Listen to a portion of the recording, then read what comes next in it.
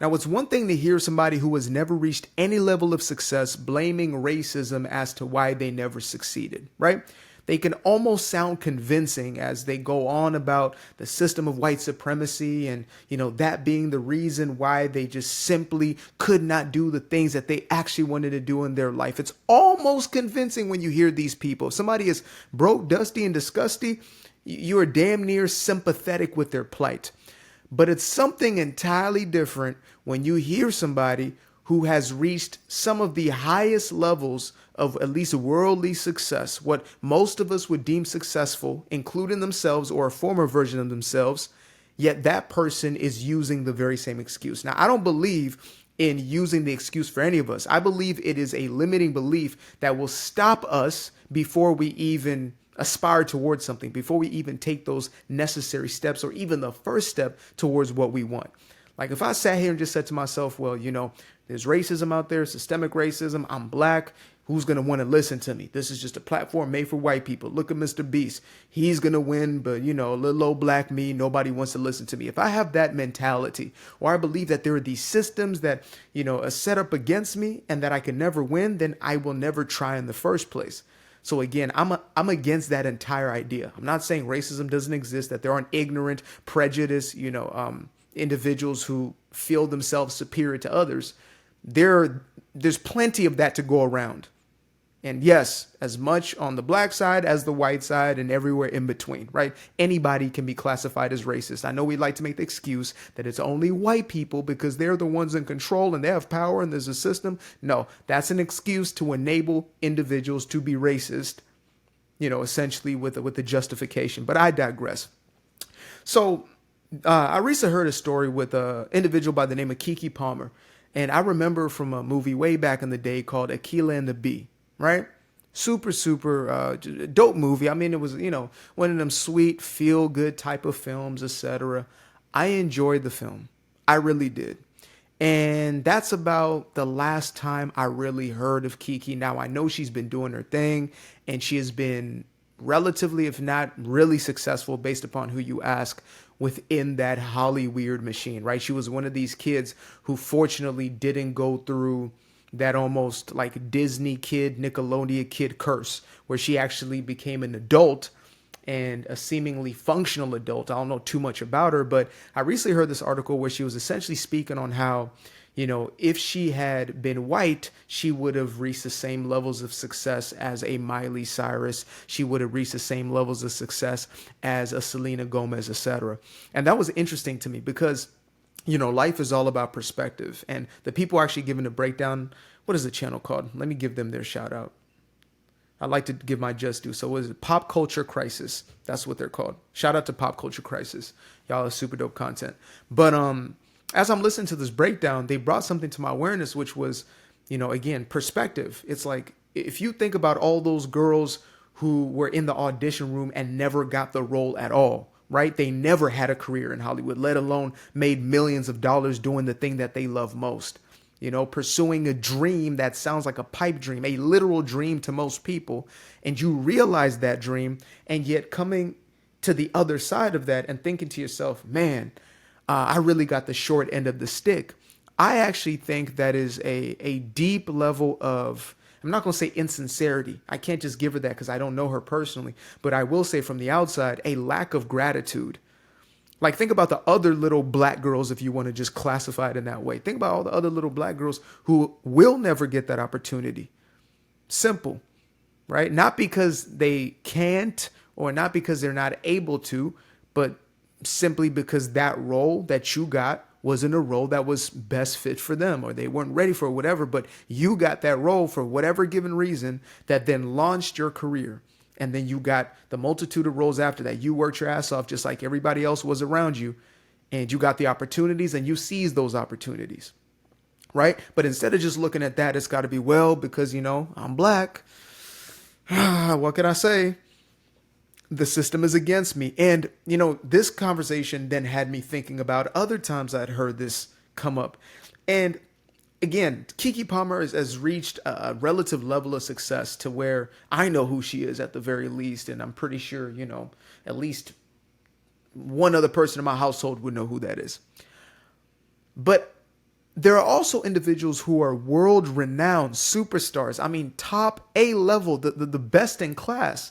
I'm talking about the likes of a LeBron James, who's easily going to go down as one of the greatest of all time. He's not my GOAT, but he's somebody's GOAT. He's somebody's greatest of all time, right? And this man has spoken out on the effects of racism within his own life. Now, I understand what he's doing. He's trying to pander to the audience. He wants to seem relatable, right? He doesn't want to seem, disconnected. But even to have that conversation from that place is so disingenuous.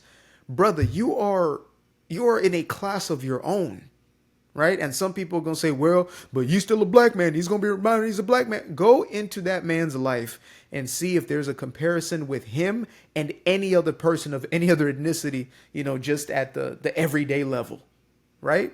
Where we're at right now. See if there's any comparison to that lifestyle and what you're living. Whatever racism is at the level of LeBron James, give me that racism. That's what I would say. And another person that came to mind, closely, I guess, in those circles, if you would say, those alleged Diddy circles, is Beyonce, right? Oh, I have a country album that I create, supposed country album. I would call it country pop or, like a caricature. It's almost like Vanilla Ice or I was going to say Weird Al. I guess that's more satire. But yeah, it's like a Vanilla Ice. I'm putting on the apparel. I'm putting on the look of this thing as opposed to actually embodying and being this thing. That's what I got from that Cowboy Carter album. I know the Beehive will come after me. Y'all want my head on a plate just for mentioning the... But that's my God honest opinion. It was mid. It was not her best album. It was simply not her best album. It's been a while since I liked her music, but it was not her best work. It was not her best foot forward. Those writers who put them songs together, they were mid, right? Majority of them. It was not actually country. There's plenty of black country artists who listened to that and said, this ain't it, right? We really do this on this side, and this right here ain't it. Yet she had the audacity to speak out, with this tone of, well, it's a race thing. And to me, I say, sis, you have reached the pinnacle of music success, of any success, just worldly success overall, right? Fame, status, influence, resources, etc. You've checked off every single one of those boxes. You have more Grammys than Yo-Yo Ma, who has like 150 albums, okay? You have more Grammys than Quincy fucking Jones. Quincy Jones? The man who worked with everybody from Frank Sinatra to Michael Jackson? The man who created the 007 soundtrack? You have more Grammys than that man, sir. And you have the audacity to blame racists. Like, this is what I'm getting at, folks.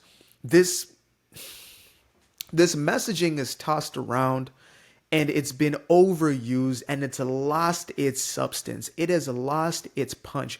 It used to mean something when somebody said, man, that's racist. They used to be adept to it.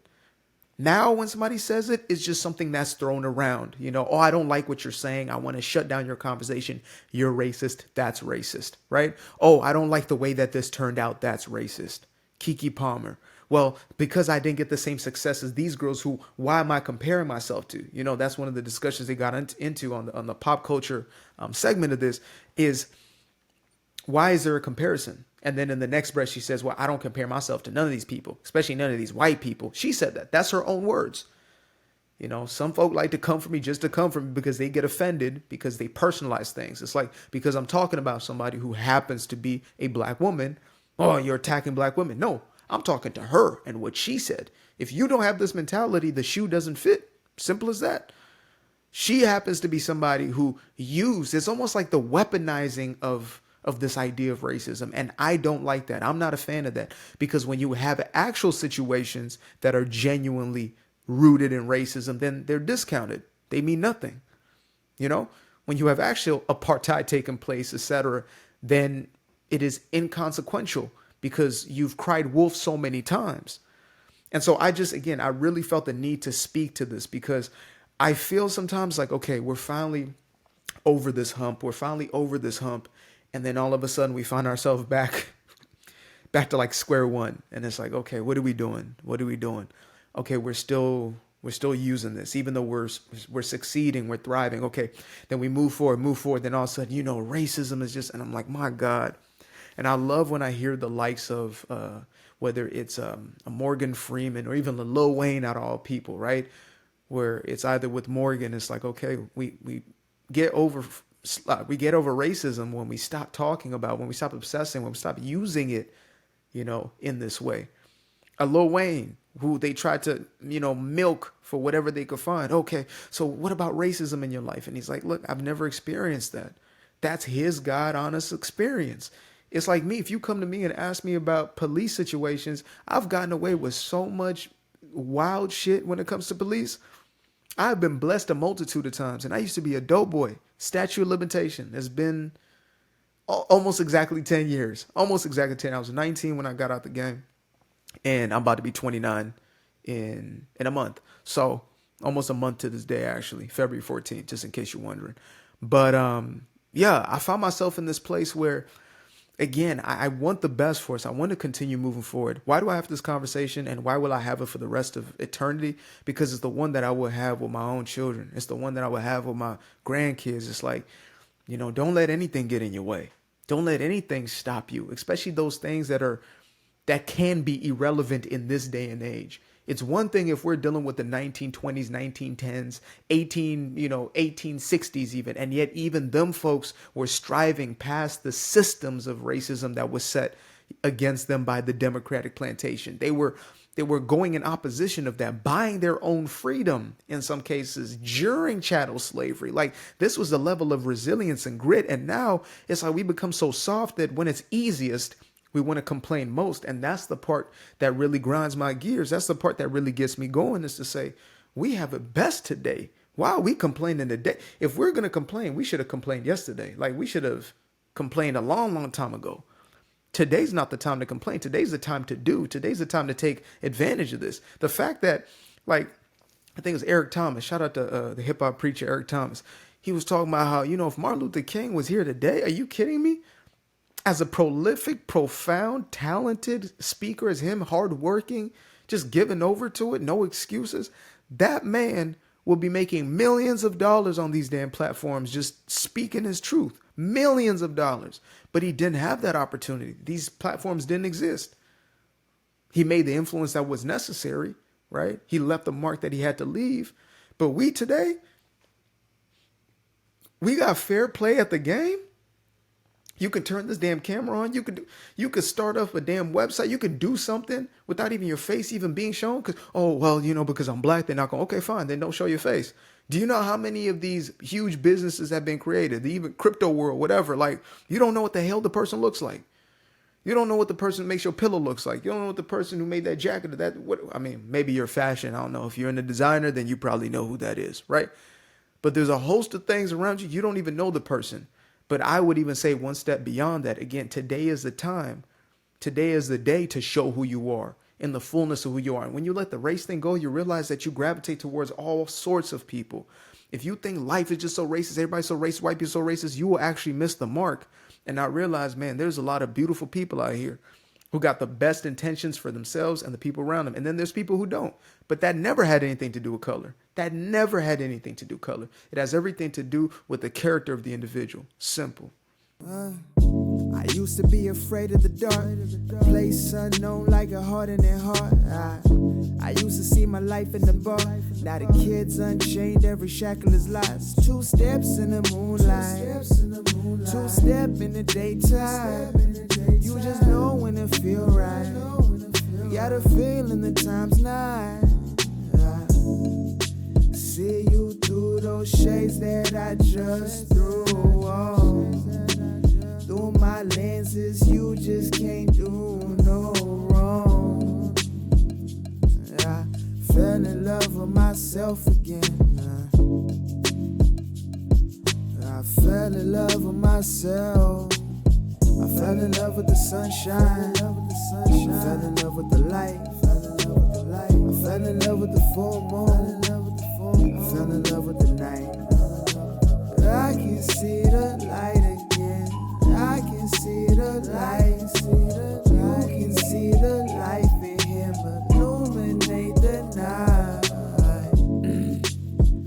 know the time is taking.